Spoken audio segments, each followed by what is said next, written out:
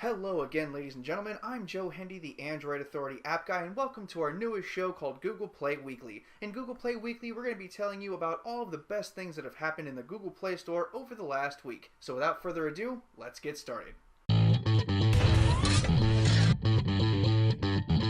Let's start out with some good news. Over the last week, some new stats came in that showed that the Google Play Store surpassed the Apple App Store in total downloads. This is a big victory for Google because it now means that they are the most popular mobile OS in the world when it comes to applications. We're not entirely sure of the numbers, but we're sure they're in the billions by now. Some amazing journalism by USA Today posited that the reason why the Google Play Store was more popular than the Apple App Store was because there were more Android handsets out there than iPhones.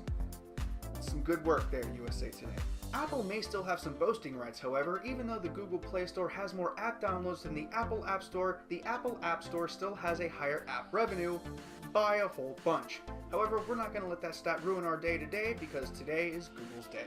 Google Play Music got an update recently that allows it to be streamed to televisions via Chromecast, so the million, billion, trillion people who went out and bought it on the first day, preventing me from doing so, can have their music streamed directly to their television. There were two updates. The first actually brought the support, while the second brought some improvements. We're sure competitors like Spotify and Pandora are working on their Chromecast app right now, but for now, Google Play Store is where it's at. NVIDIA Shield is out now, and with it came a slew of games that have been optimized specifically for that oh-so-sexy Tegra 4 processor. One of them is called Bloodsword, and it was released recently. It's a beautifully crafted hack-and-slash game that looks like Gauntlet Legends on crack.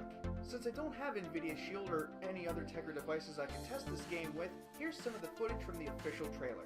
For a hack-and-slash game, it looks really good. Would I buy Shield just for this game? Of course not, but if I got Shield, I would probably buy this game. It's only $1, but sadly, it's also only for Tegra devices. Well, friends, if you haven't had a reason to be angry at Microsoft this week and you really wanted one, this next story should help tide you over for a little while. Microsoft has finally released Microsoft Office on Android. Upon a cursory glance, it doesn't look that bad. You can do basic edits to Word, Excel, and PowerPoint files. My fellow video host Josh Vergara took a look at it on his weekly show, which took place just this last weekend, and one that you should totally check out. So is there a catch? You bet there is. In order to use Microsoft Office on Android, you must first be an Office 365 subscriber, which runs you $10 a month. So in order to use Microsoft Office on Android, you gotta pay for it every single month.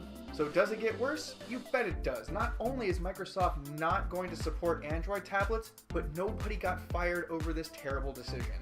Our last bit of news this week deals with an application that was actually kicked out of the Google Play Store for looking too much like iOS 7's Control Center.